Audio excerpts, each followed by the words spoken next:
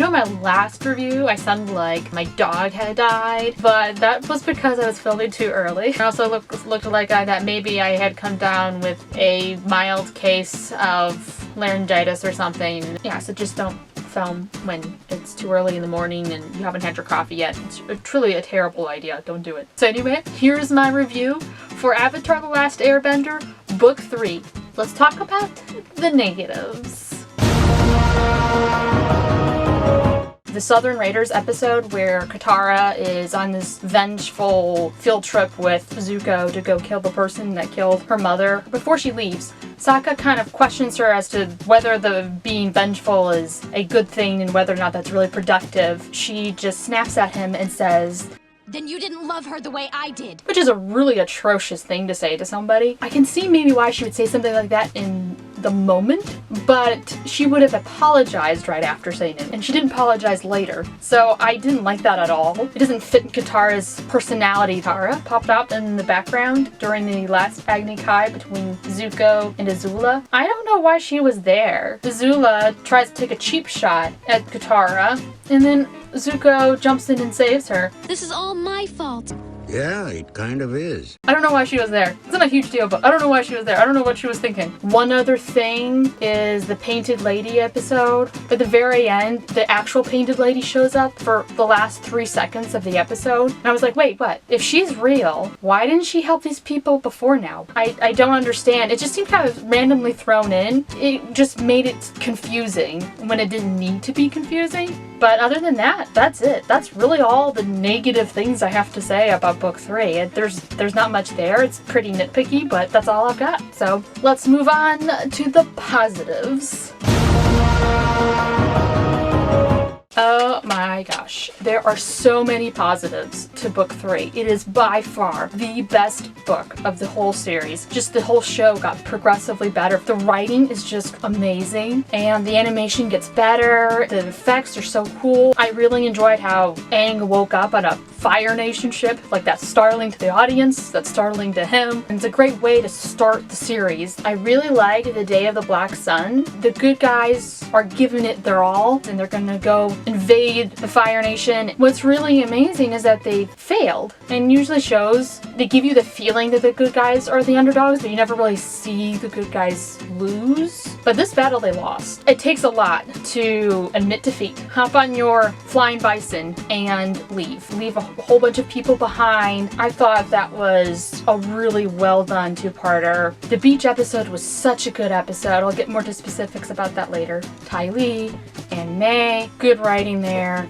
The funniest episode was the Ember Island Players episode. So hilarious. The writers were able to laugh at themselves. They created caricatures of their characters, boiled them down to the simplest of terms and made them ridiculous, and that was so funny. I like Ozai's creative demise. I like that Aang had this moral dilemma about killing him. Doesn't like the idea of killing anyone, even people like Ozai. It is Aang's duty to stop Ozai, but how do you do that without killing him? The writers came up with a creative solution for Aang, and that was to take away Ozai's firebending. Zuko's redemption, well written, well done. And Sokka's storyline, he's great. They emphasized his positive traits. He didn't need to have bending skills to be a much needed member of the team. He's smart, he's creative, he comes up with these great plans for them to follow, and even though he's the only one who doesn't have any bending skills, if he wasn't there in that group, that team would not have gotten that as far without him. And the last Agni Kai between Zuko and Azula was so heartbreaking because it's really tragic that a brother and a sister are fighting to the death. It just shouldn't be that way. And I love how they contrasted it with the battle between Ozai and Aang, because Ozai and Aang, it's like this suspenseful music, and Aang and Ozai are really laying it out, and you can hear the fire, the water, the rocks crumbling, and they're just hitting each other with such force. And then you cut back to Zuko and Azula, and the music is loud, but it's very tragic, and the sound effects are like muted. I get this feeling as though they're really duking it out. This is really terrible. Well, they shouldn't be fighting each other. They're brother and sister. And then when Katara takes out Azula, it doesn't feel like this massive victory. It just feels like tragedy just struck. And that's mainly because of how Azula reacts. She just loses it. She starts screaming, she's spitting out fire, she's crying her eyeballs out. Katara can't look. It gives a really sense of real tragedy, and it was so well done. The animation there, all the storytelling elements that they used for that moment was so good. Azula's downfall, her spiral into madness, was so well written. Since we're on the subject of Azula, let's dig a little deeper into the character of Azula, because her whole arc in book 3 is absolutely amazing. Now, I said in my review of book 2 that Azula had no redeeming qualities. Now, when I said that, I didn't say that you couldn't enjoy her as a character. I was saying that she had no empathy or love for anyone, so she didn't seem like a character that could be redeemed, unlike Zuko. In book 3, the writers start to shift that perception a little bit. We get to the beach episode. In that episode, we start seeing signs of humanity in Azula that we hadn't really seen before. So, of course, the whole episode, she's pretty much acting her same self. Really scares the living daylights out of the poor people playing volleyball. During the party, Azula does say something mean to Tylee because she's jealous of Tylee, and then Tylee starts crying, and then Azula immediately apologizes. To me, the apology sounds sincere. Azula admits the reason why she said that. She said she was just jealous, which is a big deal for Azula. They wander away from the party. Zuko is feeling pretty down the dumps, and he goes to the house where him and Azula and their mom and dad vacationed at. And Azula shows up. I thought I'd find you here. And that, I think, is really telling of Azula, because for one, she had no reason to go looking for Zuko. There's nothing that she would gain by looking for Zuko. So in that moment, it seems like she went to look for him because she cared about Zuko. And he's kind of there mourning back when they were a happy family. And Azula responds with, Come down to the beach with me. Come on. This place is depressing. She admits that it's not good for Zuko to be up here by himself alone with these thoughts. And it would be good for him to join her, Tylee, and May. And that she also admits that it's depressing. That she too misses the days when they were one happy family.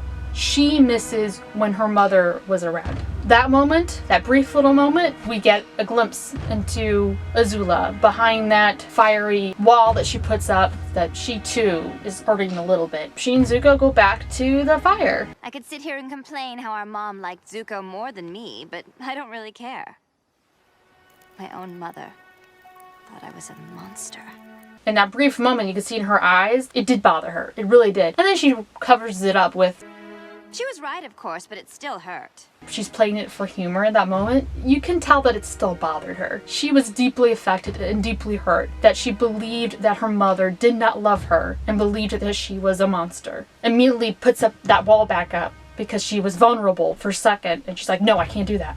I did feel a little bit bad for her in that episode. And then we get to the Boiling Rock episodes. And at the end, May betrays Azula, and Azula is shocked by this.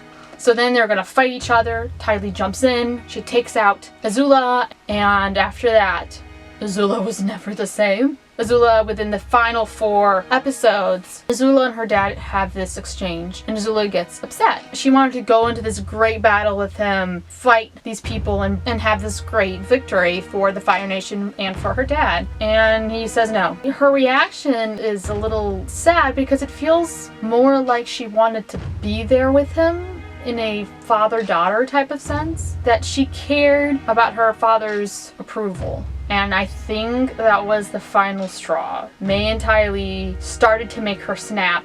It was stretched and stretched and stretched until her father basically told her to stay home and then snap. So then we get a montage, and it's really like heartbreaking. She banishes everybody, and she's not well, obviously. And then she starts hallucinating. And she calls back to the time at the beach when she said she thought her mother and thought she was a monster. I know what you really think of me. You think I'm a monster. No, I love you, Azula. I do.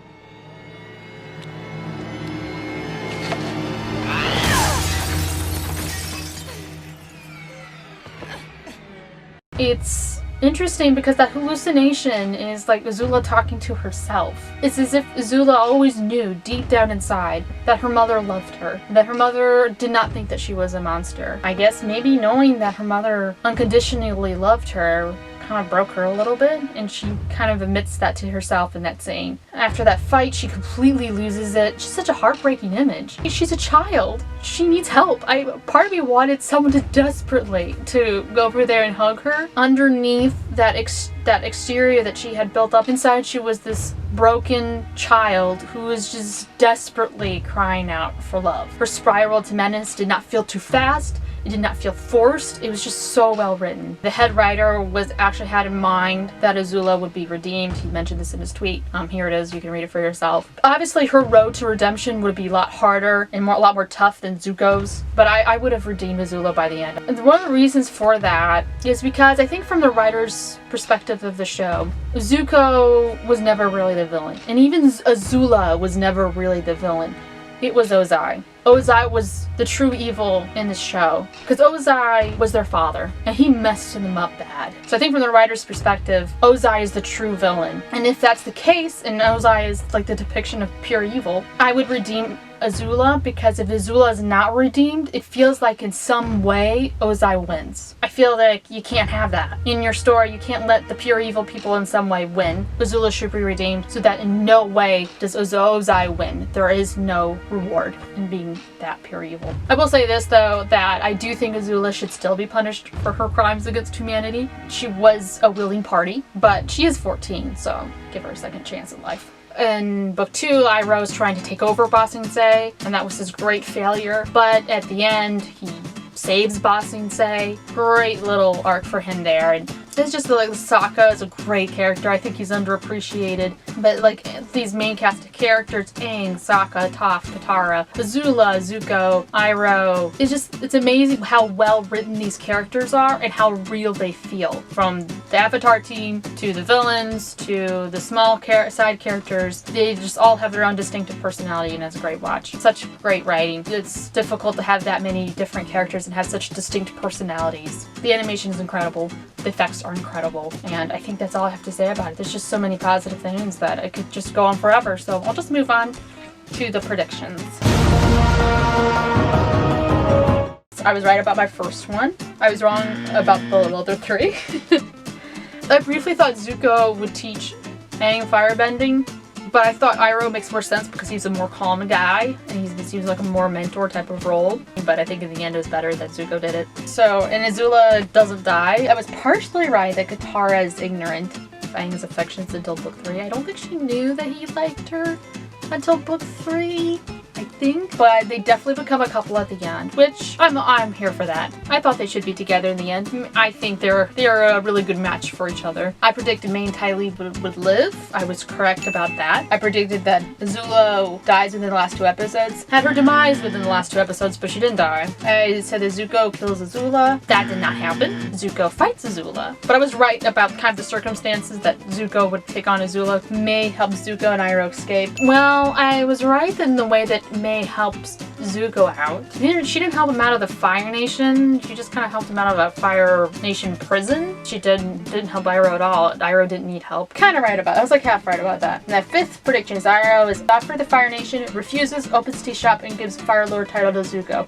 Right about this one. Because to me it makes sense that they would try to give the Fire Nation title to Iroh, because he always seemed like he was kind of on their side from the beginning. I don't think he was ever terribly interested in capturing the Avatar. And it makes sense that Zuko gets it. My record is not all that great, but not the worst.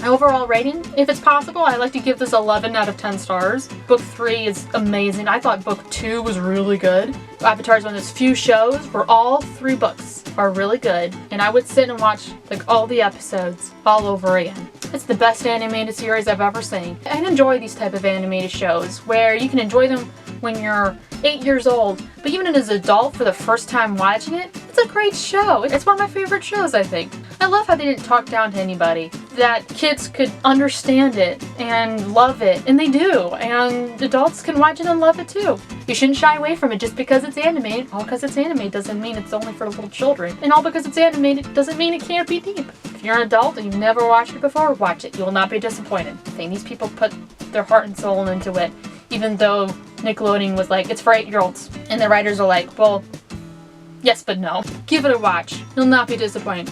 Great show. best animated series there's ever been. Thanks for joining me. See you next time. Bye.